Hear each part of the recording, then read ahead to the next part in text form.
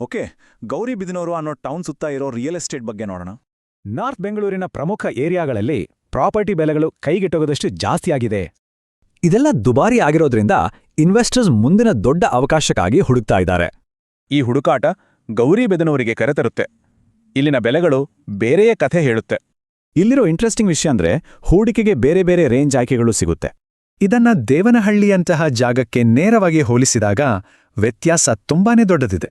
ಅಂದ್ರೆ ನಾರ್ತ್ ಬೆಂಗಳೂರಿನ ಪ್ರಮುಖ ಏರಿಯಾಗಳಿಗಿಂತ 85% ವರ್ಗೂ ಅಗ್ಗ.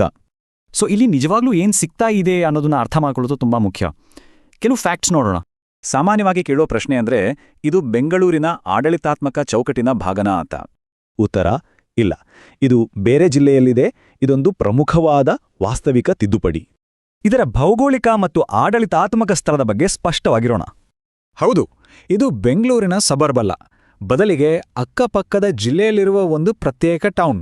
ಏರ್ಪೋರ್ಟ್ ಹತ್ರ ಅನ್ನೋದು ದೊಡ್ಡ ಸೆಲ್ಲಿಂಗ್ ಪಾಯಿಂಟು. ಸೊ ನಿಜವಾದ ದೂರ ಎಷ್ಟಿದೆ ನೋಡೋಣ. ನಿಜವಾದ ರೋಡ್ ಡಿಸ್ಟೆನ್ಸ್ 77 ಕಿಲೋಮೀಟರ್. ಇದಕ್ಕೆ 45ರಿಂದ 60 ನಿಮಿಷ ಬೇಕಾಗುತ್ತೆ. ಹಾಗಾದ್ರೆ ಬೆಂಗಳೂರು ಸಿಟಿ ಸೆಂಟರಿಂದ ಎಷ್ಟು ದೂರ? ಸಿಟಿಯಿಂದ 70ರಿಂದ 85 ಕಿಲೋಮೀಟರ್ಗಳಷ್ಟು ಗಣನೀಯ ದೂರವನ್ನು ನೋಡಬಹುದು. ಸರಿ, ಇದು ಪ್ರಾದೇಶಿಕ ಬೆಳವಣಿಗೆಯ ಒಂದು ದೊಡ್ಡ ಕಥೆಯ ಭಾಗ. ಹೇಗೆ ಆಗುತ್ತೆ ಅನ್ನೋದನ್ನ ನೋಡೋಣ. ಇದು ನಗರದ ಉತ್ತರದಲ್ಲಿರುವ ಒಂದು ಪ್ರಮುಖ ಕೈಗಾರಿಕಾ ಮತ್ತು ಆರ್ಥಿಕ ಬೆಳವಣಿಗೆ ಕಾರಿಡಾರ್ನಲ್ಲಿದೆ.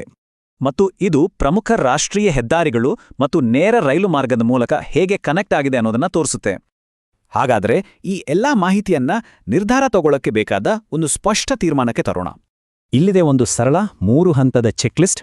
ಇದು ಅವಕಾಶ ಮತ್ತು ಅದರ ಟ್ರೇಡ್ ಆಫ್ಗಳನ್ನು ಸಾರಾಂಶ ಮಾಡುತ್ತೆ.